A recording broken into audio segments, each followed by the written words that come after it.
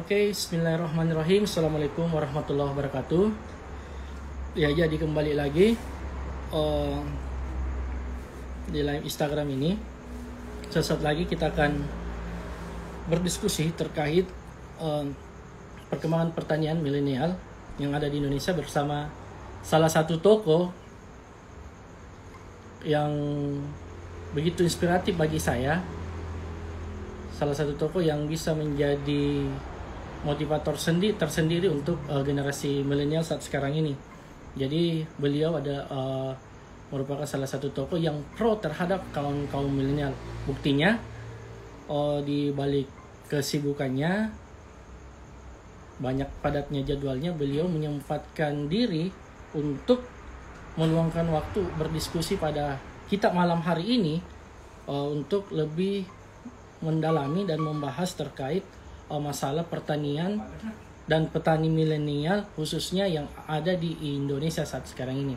Ya, jadi sebentar lagi beliau akan hadir di tengah-tengah kita semua. Ya, jadi narasumber kita malam hari ini itu adalah Pak Ganjar Pranowo, SH MIP. Beliau adalah salah satu tokoh nasional. Beliau juga Gubernur Jawa Tengah 2 periode. Ya, jadi ketika teman-teman mengikuti aktivitasnya beliau di Instagram, di YouTube, ada banyak gerakan-gerakan yang beliau lakukan itu yang sangat inspiratif dan sangat pro terhadap kaum milenial. Ya, jadi sambil menunggu Bapak untuk bergabung, saya ingin menyapa teman-teman. Ada Pak Darwis dari Bone, ada Pak Supriyadi, ada Ikan Idaman, ada Pak Zulkarnain, ada Yunasli, ada juga Pak Afidatul Asmar, dosen IAIN Parepare, ada Hamka Jani Pawenari dari Makassar, mahasiswa hukum S2 Unhas. Ya, sama profesinya dengan Pak Ganjar sebelumnya. Jadi Pak Ganjar itu pernah menjadi pengacara dan konsultan. Ya, di tengah-tengah kita sudah hadir Pak Ganjar Pranowo. Kita mencoba menghubungkan dengan Instagram beliau.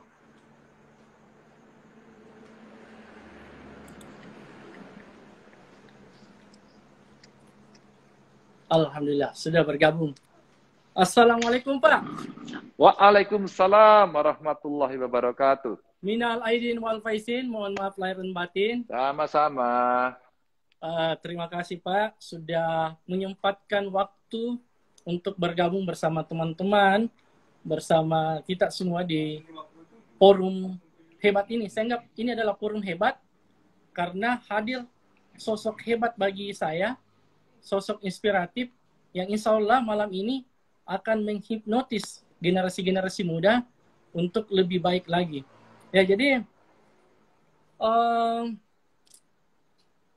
saya kembali perkenalkan Bapak Pak Ganjar Pranowo ini adalah salah satu tokoh nasional.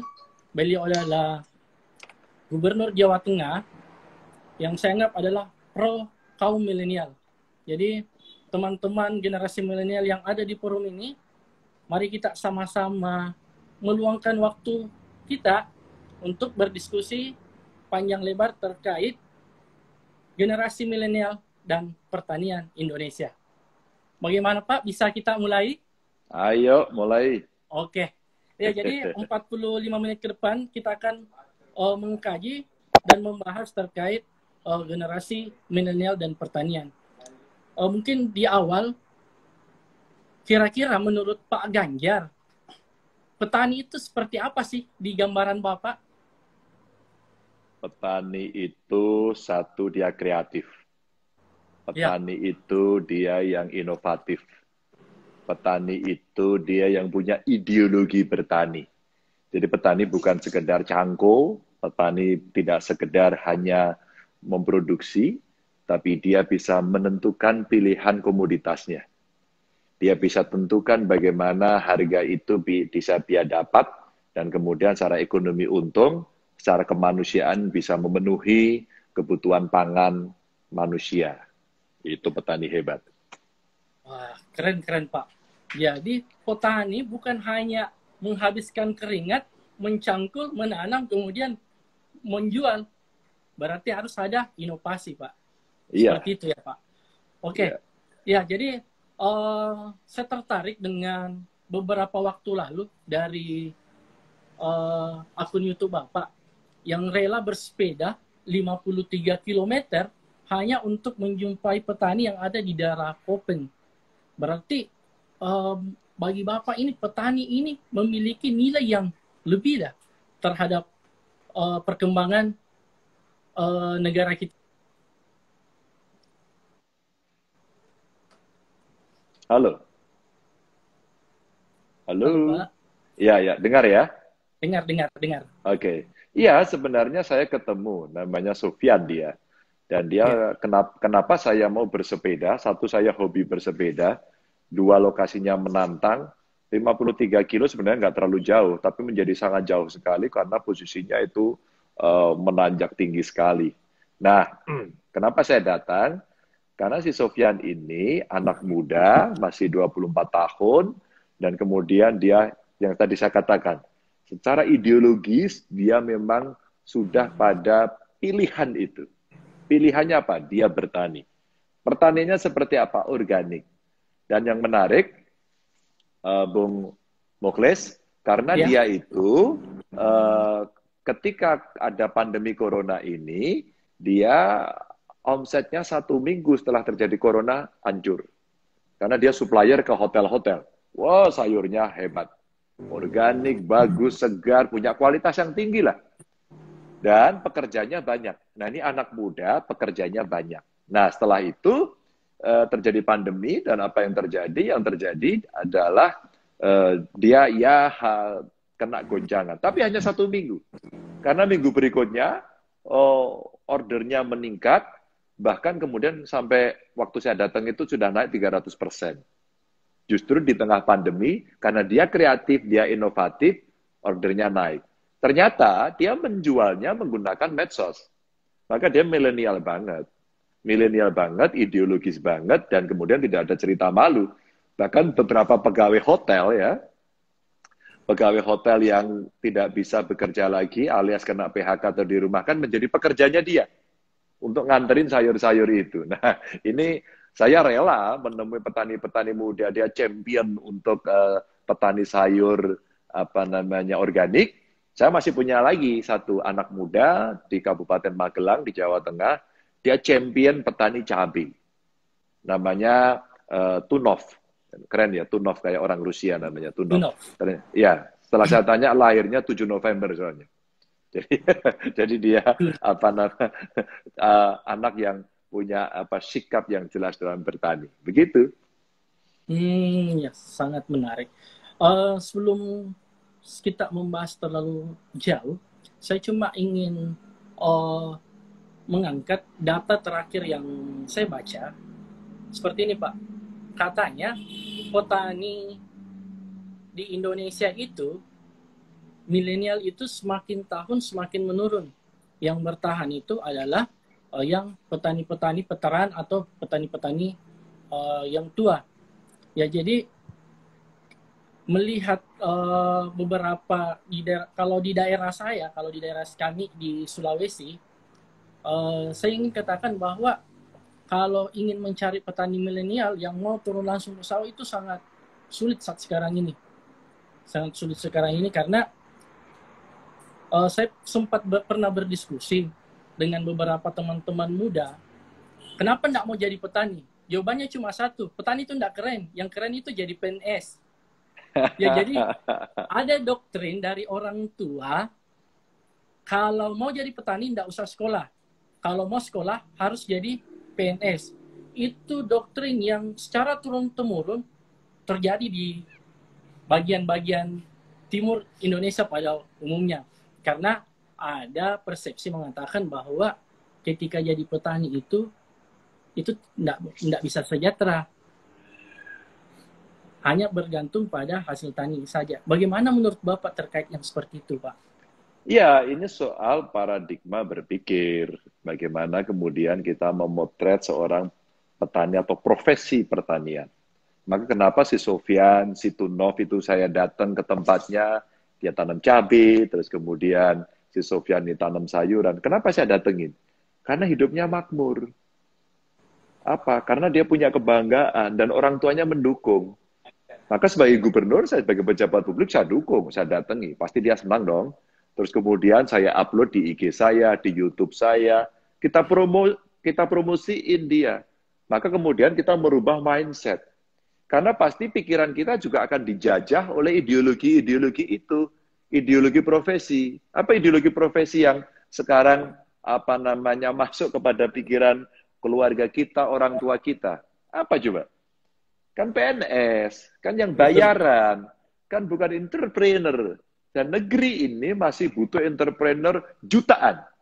Dan itu yang bisa melakukan adalah anak muda, generasi milenial. Maka kalau saya melihat kelompok-kelompok petani milenial ini yang sekarang sudah mulai mengorganisasi diri, kita kemudian kasih dukungan, kita kasih reward pada mereka, kita angkat mereka, maka paradigmanya mulai berubah.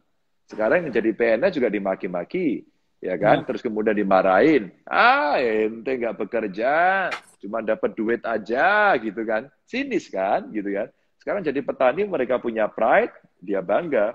Dan hari ini, kenapa petaninya kemudian bisa ikut bangga juga? Karena dia gunakan teknologi. Dia jualnya pakai medsos, ada aplikasinya, terus kemudian dia bisa membantu lebih banyak masyarakat. Wah, itu keren.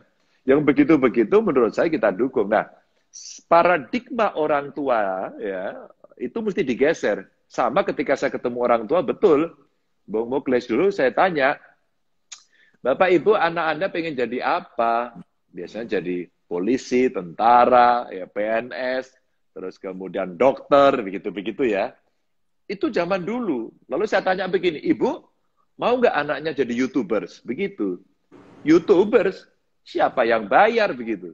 Ya. Begitu kemudian saya kasih contoh YouTubers yang sukses, yang dia tiba-tiba tercengang karena pendapatannya bisa 300 juta setiap bulan, dan itu anak-anak pun bisa melakukan ketika kemudian followernya banyak, iklan dipasang banyak, langsung dia bilang gini, oke, katanya gitu. Kenapa oke?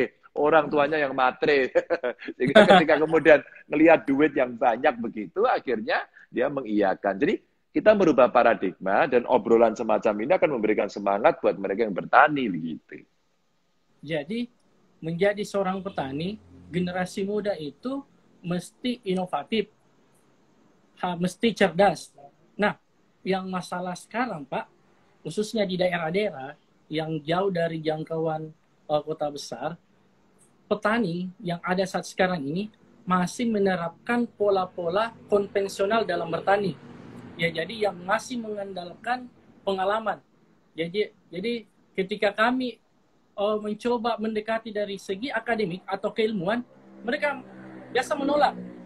Saya sudah tua, saya sudah 30 tahun menjadi petani, kau yang belum pernah turun di sawah, masa mau ajarkan saya seperti itu? Padahal kita pernah pelajari di bangku kuliah, kita pernah riset misalnya. Jadi, apakah ada alternatif atau solusi yang kira-kira ketika kita menyampaikan pada petani itu mau menerima? Seperti itu, Pak. Jadi saya anggap bahwa kenapa petani kondisinya masih seperti itu, masih stagnan seperti itu, karena pola bertani yang diterapkan belum memanfaatkan teknologi dengan baik. Pola yang dulu yang dipakai dari 30 tahun, 20 tahun yang lalu masih sama seperti saat sekarang ini. Kira-kira menurut Bapak, bagaimana cara pendekatan yang baik pada petani-petani yang masih menerapkan ilmu konvensional seperti itu? Agar kita kan generasi muda ini menginginkan pertanian tetap jalan, petaninya sejahtera, dan hasil produksinya melimpah. Seperti itu, Pak. Kira-kira bagaimana proses pendekatan yang baik itu, Pak? Iya, khususnya yang pertama, di daerah-daerah. Iya, sebenarnya di daerah, di kita juga daerah kok.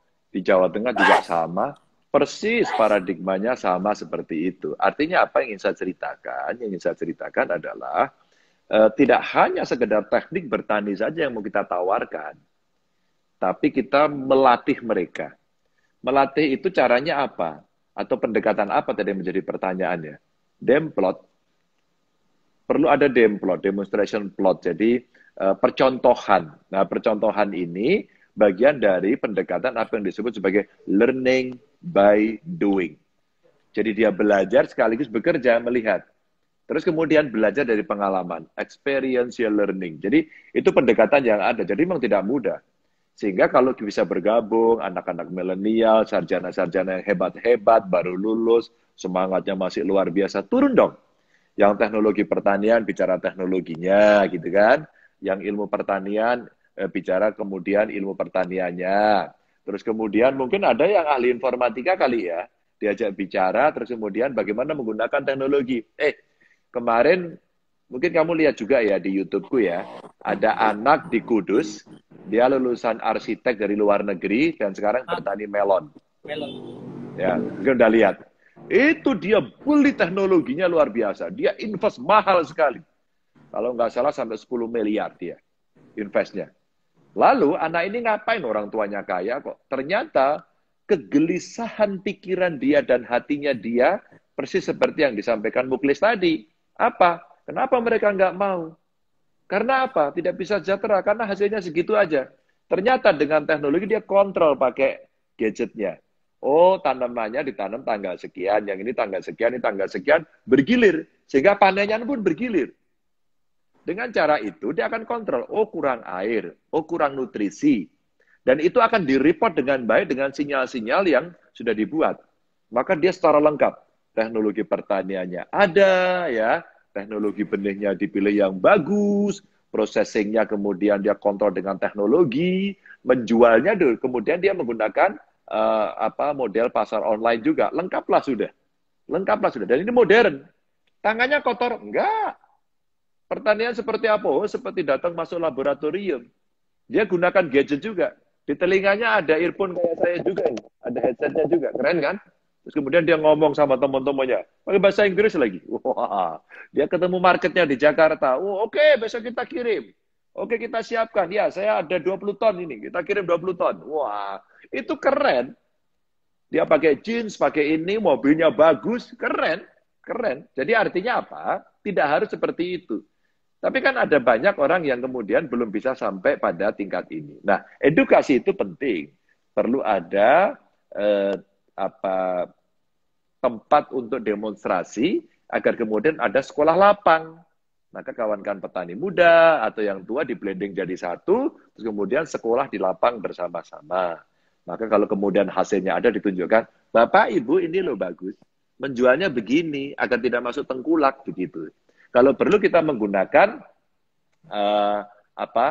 peraturan perundang-undangan yang sekarang banyak melindungi. Umpama resi gudang, ya, dia bisa gunakan itu. Umpama kemudian kita masuk jejaring pasar online, sehingga mereka yang biasanya menjadi tengkulak-tengkulak kita potong, karena bisa kita jual direct sales, begitu ya. Nah ini, petani-petani nggak bisa dipaksakan, Muklis. Jadi kalau kemudian yang, mohon maaf ya, saya udah 30 tahun, saya nggak ngerti teknologi. Oke, Bapak, Ibu, Bapak urusan di hulu ya, saya urusan yang jualin, gitu. Terus kemudian saya urusan yang bagian pupuknya. Saya urusan yang bagian teknologinya. Bapak bagian ngolah aja. Nanti kan lama-lama dia ikut. Sambil kemudian pikirannya tiap hari dikasih masukan terus-menerus. Nih hasilnya, contoh ini YouTube-nya ya. Ini ada di Google. Terus kemudian kamu tulis sendiri, kamu nge-vlog sama dia. Pasti dia akan naik terus. Karena teknologinya sekarang membuat orang bisa melompat tinggi. Melompat. Tidak hanya urut kacang, tapi bisa melompat. Begitu, bro. Berarti untuk mengembangkan pertanian ini perlu ada kolaborasi. Kolaborasi yang baik, teratur, sistematis, sehingga hasil yang diproduksi itu memiliki nilai harga. Ya, jadi saya punya pengalaman Pak seperti ini. Saya pernah mengkampanyekan gerakan petani keren. Ya. Kemudian diteriakin sama petani cabai pada saat itu. Wah, enggak keren itu petani cabai. Kenapa Pak? kita ini sudah setengah mati merawat cabenya, kita besarkan, pada saat panen, cabenya melimpah, harganya melonjak, hingga akhirnya cabenya tinggal, kemudian tidak memiliki harga. Setelah mendengar arahan dari Bapak, berarti ketika generasi milenial mau memanfaatkan hal seperti itu, berarti dia harus berpikir bagaimana mengelola cabai yang rusak itu tadi, sehingga memiliki nilai. Begitu ya, Pak? Oh iya, jadi pinter. Betul, udah tepat sekali. Satu, mencarikan pasar. Kamu tinggal googling aja, sudah tahu berapa harga pasar. Kamu bisa telepon mereka, bisa kirim mereka. Terus kira-kira gimana? Oh, kemudian kita ngelihat, waduh ini oversupply, produksinya kebanyakan. Lalu cabenya diapain? Ini bisa busuk nih. Agar nggak busuk gimana? Di Universitas Diponegoro, di Semarang, ada teknologi ozon. Dilakukan ozonisasi. Kamu tahu, cabenya bisa bertahan 3 bulan dengan Wah, ozon. Maka teknologinya bagus kan? Dan itu hanya direndam aja, Bank Indonesia membantu peralatannya. Ini contoh aja. Maka tetap akan menjual cabai segar. Yang kedua, enggak Pak, cabainya enggak tahan. Lalu dibuat cabai kering. Oke, dikeringkan toh dengan teknologi. Cabainya kering. Enggak puas dengan itu. Oke, cabai kita olah dengan nilai tambah. Jadi apa? Sambal. Kalau di Pare-Pare, sambal apa yang paling enak sana? sambal apa ya? Kalau di Pare-Pare itu yang ada namanya, kalau sambalnya beragam Pak sih sebenarnya kalau di Pare-Pare. Beragam, sama kan ya, Yang kira-kira. pastinya pedas, yang pastinya pedas. Iya, udah cocok kan? Ah, Artinya kamu bisa bikin sambal macam-macam, sambal ikan, apa, sambal terasi, sambal pete, sambal durian, udah belum ya? Atau sambal sambal pisang kali ya, sambal ah, mangga, apapun. Sambal mangga kan ada ya. iya, Kamu buat, kamu olah sehingga sudah jadi itu terus di packaging. Maka tidak hanya kita jual cabenya, tapi diproses. iya. Maka akan ada nilai tambahnya. Jadi sebenarnya banyak sekali peran anak-anak muda untuk bisa menampilkan. Ya, nanti nggak laku Pak. Ada namanya ilmu marketing research. Sehingga kita bisa meneliti pasar dulu. Wah, ada yang nulis di tempat saya. Sambelado Pak katanya. Sambelado katanya. Jadi Sambal. jadi gini, Muklis. Jadi kawan-kawan bisa ngambil posisi-posisi yang lebih banyak. Kalau itu sudah ikhtiar, semua ikhtiar ya sudah, itu belum rezeki kita. Ya Allah berikan rezeki yang lebih baik, lebih mudah, yang barokah dan sebagainya. Kan semangatnya terus ada doa gitu kan. Betul, betul. Iya, iya, iya. Ya, jadi saya punya pengalaman lucu di Pare-Pare, Pak. Ya sebentar, lucu Eh, ya. Kalau lucu aku ketawa dulu nih. awal awal membuat hidroponik di sana, Rumah Belajar Cinta Ah, Damai. Semua orang oke. datang pada tertawa. Ah, Orang punya lahan, kenapa tanam sayur di pipa? Jadi kita dicaci maki habis-habisan, ya. diketawai. Ternyata pada saat sudah mulai panen, yang tadinya meledek, ketawa-ketawa, justru datang foto-foto di sayurnya. Dan hingga akhirnya mau menanam seperti itu. Loh, itu, Muklis, itu keren. Maka cara mempengaruhi kan orang nggak tahu, ketawa dulu, begitu ngelihat Ya, pola hidroponik, oh menarik, ditonton indah, tempatnya bersih, dilihat langsung kelihatan, diangkat kelihatan akarnya, akarnya bagus, begitu kan? Apalagi ya, di bawahnya kamu kasih ikan, waduh lebih keren lagi kan? Jadi artinya ya, orang sih. akan memanfaatkan. Yang lahan-lahan sempit, orang-orang yang nggak punya tanah pun dia bisa.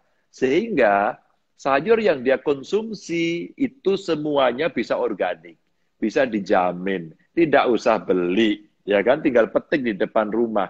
Maka kebutuhan pangan kita akan sangat tahan. Paling-paling kalau kita mau beli keluar apa ntar? Ya paling beli garam aja kan.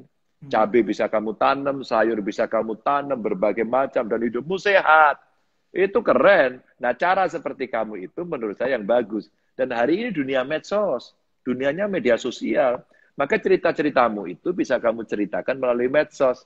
Dengan audiovisual, dengan YouTube, dengan lucu-lucuan, dengan teknologi, dengan testimoni-testimoni. Wah, itu pengaruh dalam ilmu komunikasi sekarang menjadi penting. Kalau anak-anak muda pasti bisa lah.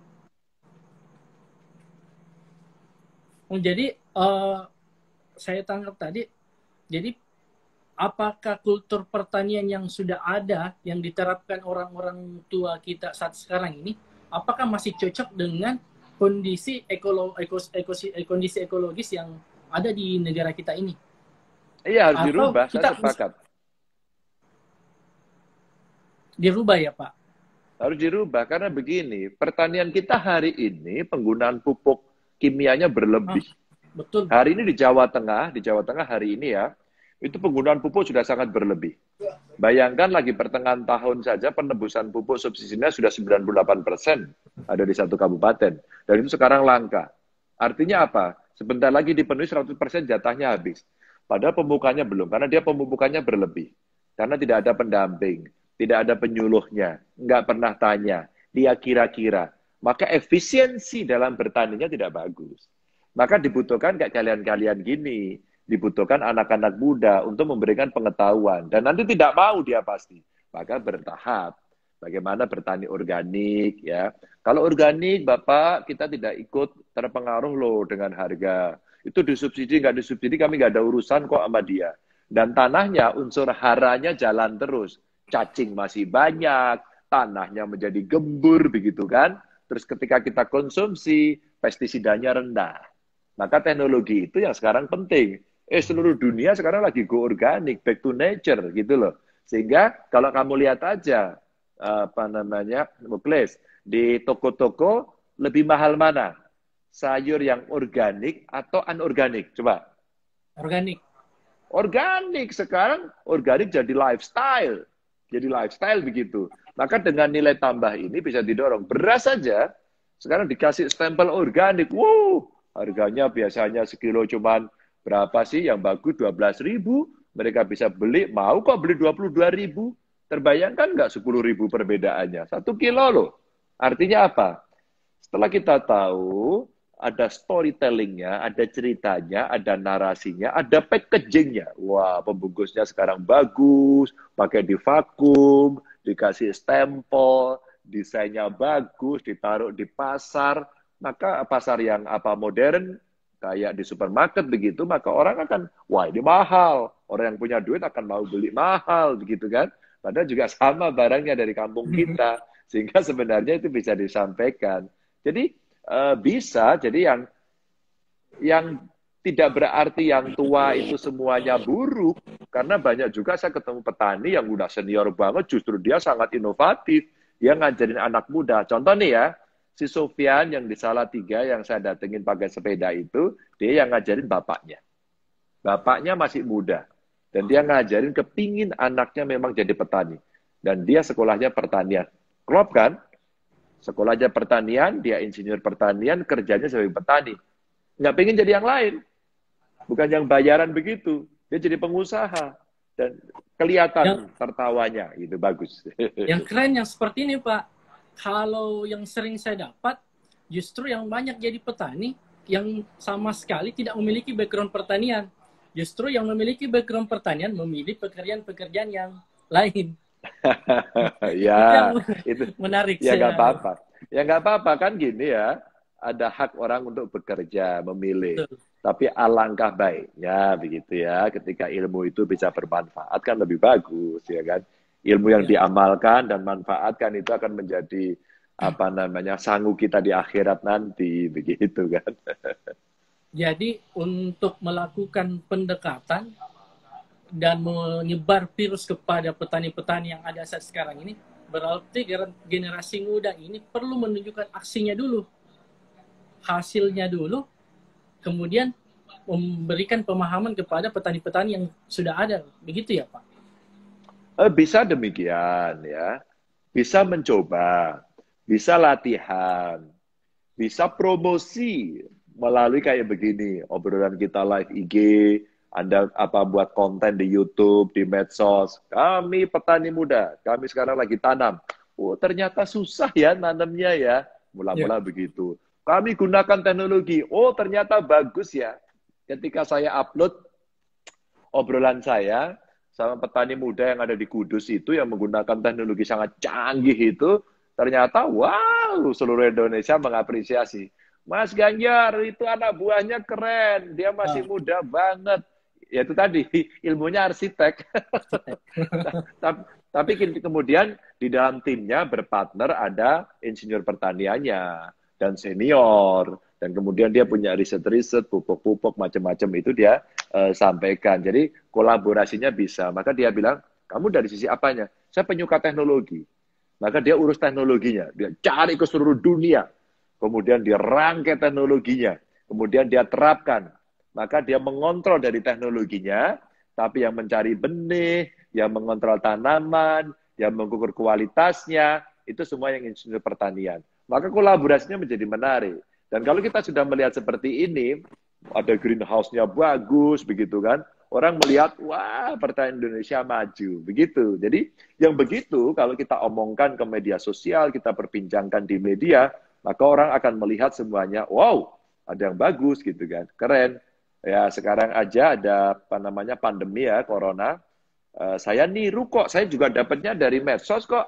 Saya tiru ember, kemudian dikasih lele, terus di atasnya ditaruh bekas apa minuman air itu ya, mineral Air. dalam kemasan itu, terus kemudian ditanemin apa kangkung, ditanemin sawi begitu ya. Ternyata itu sekarang semua ikut sederhana. Ah, Padahal hanya betul. saya upload aja. Saya upload di IG saya, caranya begini, ternyata dia sudah bisa melakukan sendiri. Pak Ganjar, saya habis panen. Wah, keren Pak. Saya bisa nanem. Maka bisa nanem itu adalah semacam hobi baru ya, yang mungkin levelnya sama dengan golf loh ya. Atau sama dengan sepeda. Sekarang lebih banyak sepeda soalnya gitu. Iya, iya, iya, iya. Jadi memang pandemi ini justru menjadi berkah untuk banyak orang, khususnya ibu-ibu. Jadi saya kemarin cek di toko pertanian, hampir stok bibit itu kosong, media-media tanam itu kosong. Berarti ini orang-orang yang tinggal di rumah ini sudah mulai menanam ini. Ya, jadi kami itu ada binaan ibu-ibu hasil dari arahan Bapak yang dari Kagama Care yang ketahanan Ya. pangan itu. Aha. Jadi di dalam grup itu ibu-ibunya justru semua tanaman yang saya posting di dalam mau semua ditanam. Jadi rasa Hmm. penasarannya sangat tinggi.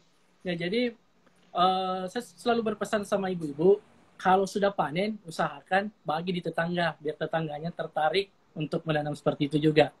Nah, ada masalah lagi Pak ini. Sebagian besar petani kita, khususnya di daerah saya ini, tidak mau mengeluarkan banyak modal, tapi mau untung banyak. Nah, sama halnya ketika saya memperkenalkan metode hidroponik. Dan orang-orang mengatakan, kenapa kita tanam di pipa? Harga pipa mahal, harga rangkanya mahal, mau buat greenhouse mahal. Sedangkan harga sayur 5.000, 10.000 misalnya seperti itu. Ya, jadi ada paradigma yang muncul bahwa kita tidak perlu mengeluarkan kita tidak perlu mengeluarkan modal banyak untuk menghasilkan untung yang besar. Kira-kira kalau hal seperti itu Pak, apakah memang bertolak belakangnya dengan antara hasil dengan modal yang dikeluarkan? Karena banyak yang petani kita sekarang ini sudah tidak berpikir untuk mengeluarkan modal, tapi ingin menghasilkan hasil yang besar. Contoh di pertanian. Dulu, saya ingat waktu kecil saya ingat petani itu bisa panen 2 kali dalam setahun. Sekarang dengan menggunakan pupuk kimia, dia bisa panen sampai 5 kali dalam waktu 2 tahun. Jadi dia tidak berpikir pada unsur hara tanah lagi, tapi bagaimana berpikir kita bisa selalu panen dan bisa dapat hasil, dan tidak memikirkan bahwa tanah ini juga unsur haranya perlu dijaga. Kami pernah memperkenalkan teknologi minapadi, tapi itu ditolak karena katanya kalau minapadi panennya lama. Jadi pendekatan-pendekatan ini yang kadang kita stagnan di generasi milenial karena baru mau maju langsung diserang, Pak. Kalau terkait alih fungsi lahan, Pak, bagaimana menurut Bapak? Iya, wah, alih fungsi lahan tuh ngeri tuh. Memang ini berebut itulah yang saya katakan ada nilai ideologisnya.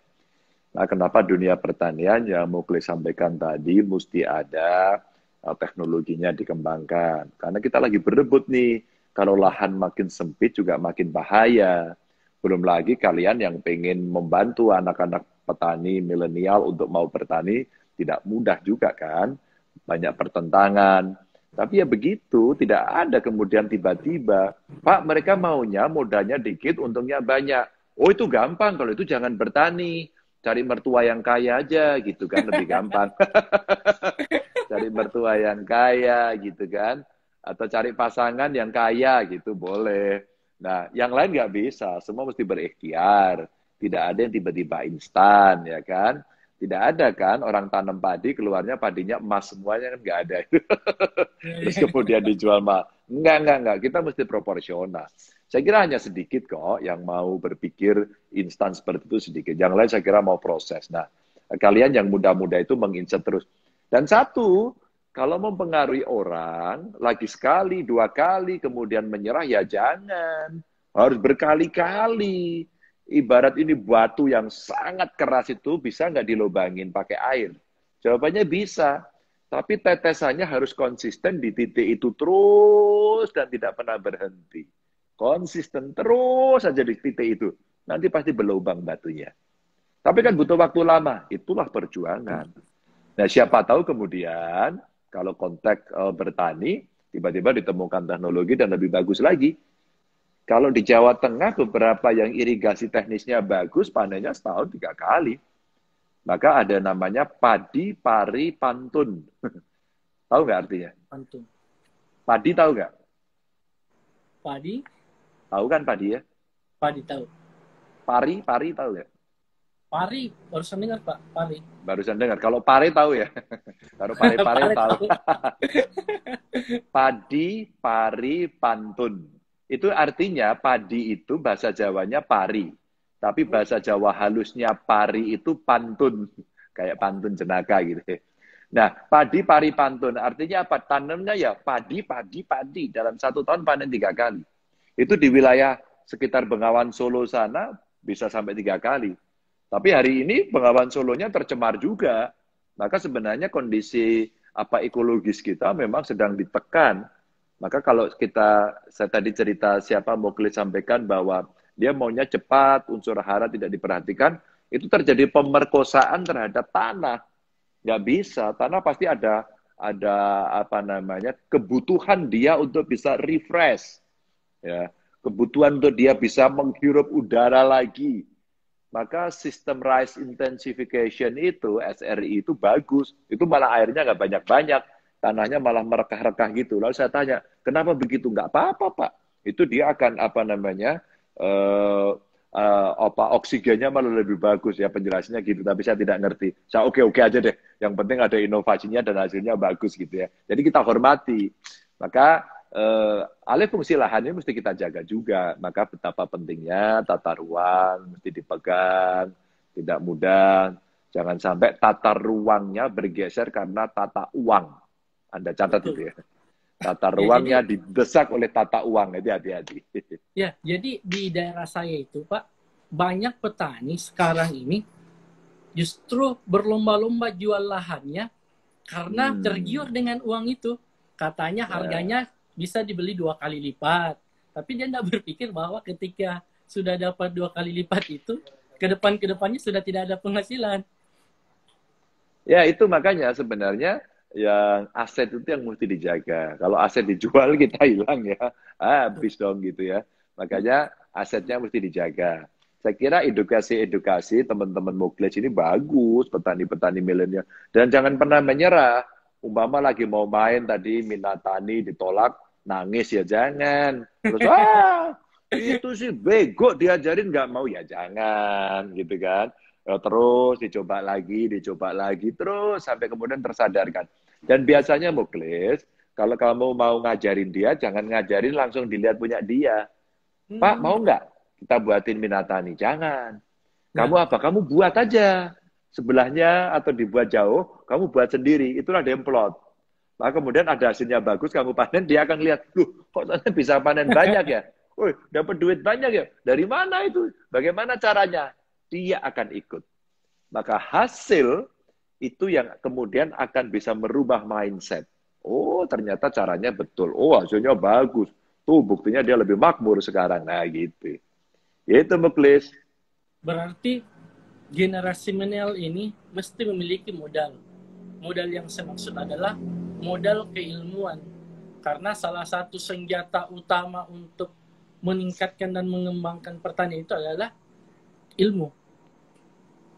Nah, kira-kira Pak, ini kan kayak generasi milenial ini, generasi muda ini, kalau di daerah-daerah Jawa saya lihat bagus karena ada kelompok-kelompok mereka lebih muda, lebih leluasa untuk melakukan transfer ilmu, berbagi pengetahuan. Kalau kami yang ada di daerah jauh dari ibu kota ini, terkadang kesulitan mengakses ilmu-ilmu seperti itu.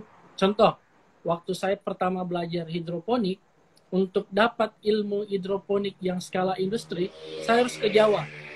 Saya harus ke Jawa untuk belajar. Itu harus saya bayar, harus saya keluarkan ongkos pesawat dan sebagainya. Nah, ini yang sebagian teman-teman tidak berpikir ke arah situ. Jadi mereka selalu bertanya, bisa tidak langsung kita difasilitasi belajar di daerahnya kita, tidak perlu jauh. Tapi saya selalu bilang bahwa mencari ilmu itu butuh perjuangan, butuh pengorbanan. Yeah. Tapi ketika teman-teman milenial mau berpikir seperti itu, kalau tidak berpikir seperti itu gimana Pak? Lah Anda salah. Muklis, kamu udah betul. Ada 3 modal yang harus kita miliki. 1, modal intelektual, tadi itu ilmu. 2, modal sosial, relasi. Dan yang 3, modal uang. Maka ada social capital. Ada modal sosial yang kita miliki. Oh, masyarakatnya petani, di Pare-Pare bagus. Saya kira Sulawesi Selatan pertaniannya hebat. Hebat banget, apalagi kalau kita bicara padi, udah deh nggak ada ngalahin lah. Hebat betul sana. Nah, saya aja belajar banyak juga dari sana. Waktu Pak Syahrul Yassin Limpo jadi gubernur, saya sering kontak-kontakan sama beliau. Bagaimana? Bahkan waktu kami ada gempa, waktu itu ada bencana, saya dikirimin beras dari sana. Dari Sulawesi Selatan saya. Iya. Karena apa? Produksinya bagus. Nah, kemudian modal intelektual betul. Kalau orang Jawa bilang ada jer basuki mawa beo. Jadi kalau kita mau sesuatu itu, ya ada modalnya. Tidak hanya kemudian kita duduk di pinggir kali, atau di bawah pohon besar, terus kita begini, ilmunya turun sendiri, duitnya turun sendiri, ya nggak bisa gitu kan. Ada ikhtiarnya, dan kamu betul, itu investasimu yang mahal. Meskipun, Muklis, hari ini tidak ada semua yang sembunyi. Hampir semua kelihatan. Tinggal kamu cek di Google aja sekarang keluar. Kamu cek di YouTube itu sudah ada videonya. Betul. Bertani melon keluar. Teknologi irigasi keluar. Teknologi penyemprotan. Wah, nggak ada yang nggak. Maka sebenarnya kalau kita untuk anak-anak milenial bisa membantu petani, wah, Muklis kamu ke Jawa ya untuk yang skala besar ya, belajar ke sana ya. Cariin dong. Oke, aku cariin. Ya. Tapi karena Muklis sudah punya pengalaman kemana-mana, Muklis membantunya jauh lebih gampang. Karena pasti mindset-nya agak berbeda. Ya. Muklis, kamu kan punya semangat luar biasa. Belajar udah kemana-mana, mau berkorban. Udah lengkap. Tinggal memantapkan ideologi ini untuk tidak tergoda. Biasanya tergodanya apa? Tergoda urusan dunia. Ya, harta, ya kan? Terus kemudian yang sifatnya kemewahan dan sebagainya. Enggak. Yang penting cukup, ya kan? Cukup, hatinya senang, bahagia, gitu kan? Nah, itu kan bisa membawa suasana untuk semangat terus gitu. Jadi berpikirnya jangan lebih, berpikirnya itu cukup, untuk kebutuhan cukup. Tapi memikirkan secara jauh ke depan penting. Maka literasi penting. Maka tadi itu kursus, itu investasi. Cari investasi, ilmu-ilmu baru gitu ya. Berbagi pengalaman, WA group, dan sebagainya. Wah, itu saya kira cara yang sangat bagus.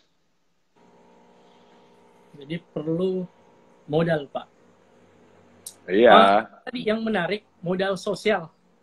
Ya, jadi yang saya coba terapkan 5 tahun terakhir selama menjalankan budidaya hidroponik, Yang saya punya cuma satu, Pak.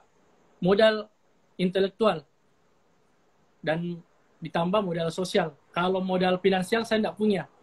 Jadi dengan ilmu saya coba membangun relasi, meyakinkan orang sehingga memberikan lahan, memberikan modal untuk memulai usaha saya, pertanian saya.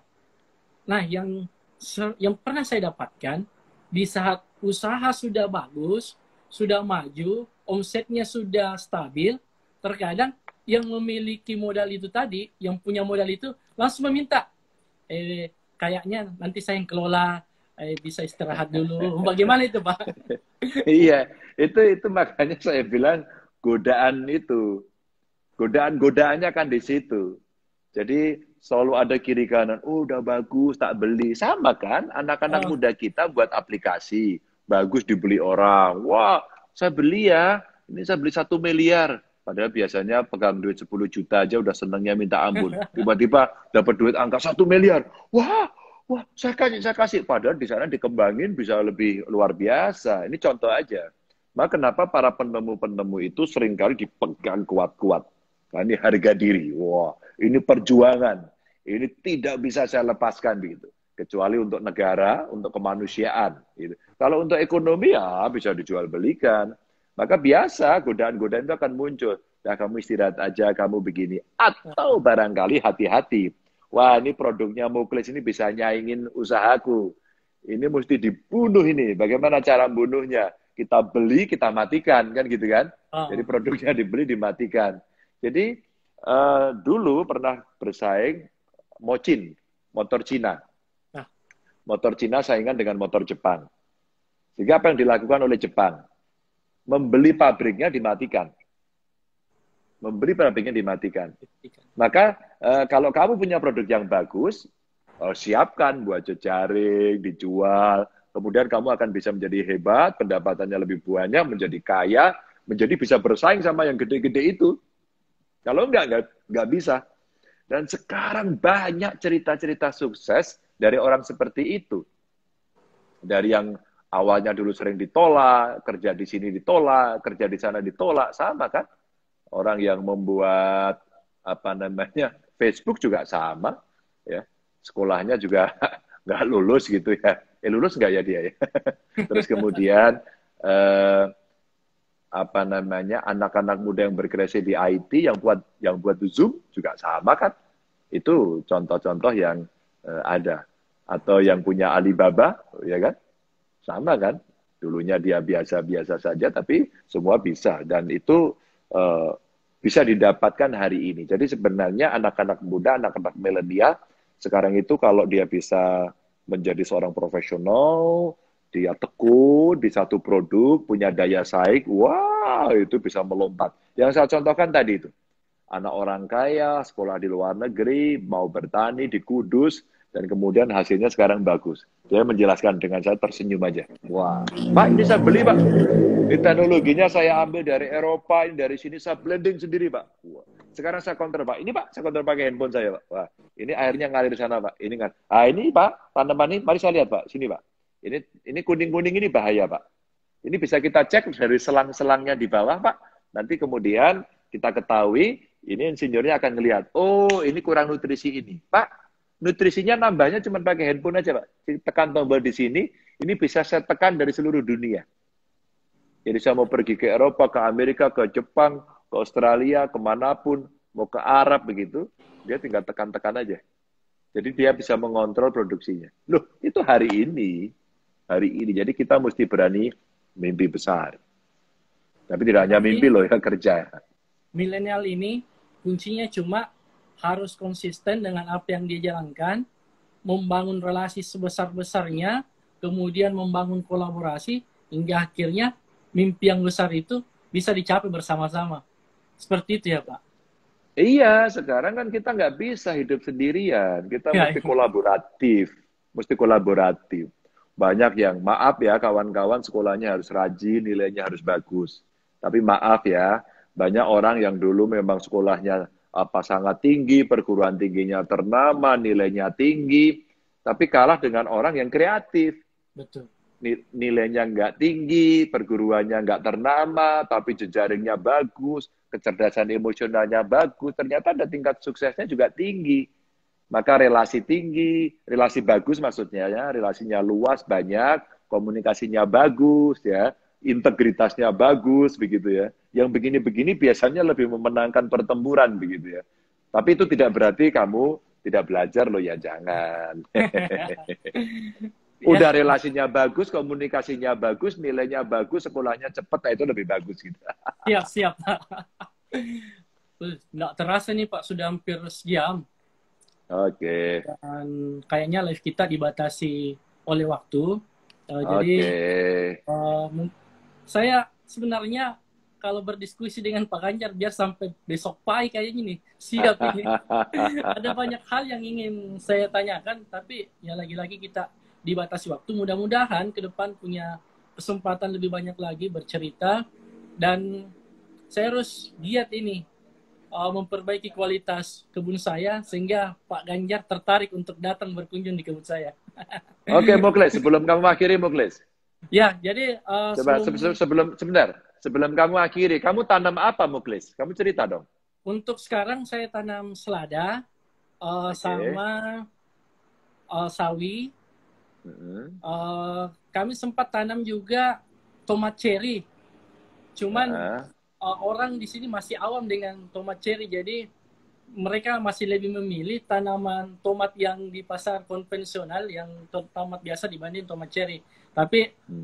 setelah membuka beberapa komunikasi dengan teman-teman, ternyata pasarnya itu lebih bagus untuk masuk di mall-mall. Jadi sekarang lagi konsen untuk memperbaiki kualitas, memperbaiki produksi agar kontinu, dan memikirkan packingannya sehingga orang tertarik membeli sayur ini. Karena saya lihat sebagian besar saat sekarang ini orang lebih tertarik membeli sesuatu karena packingannya.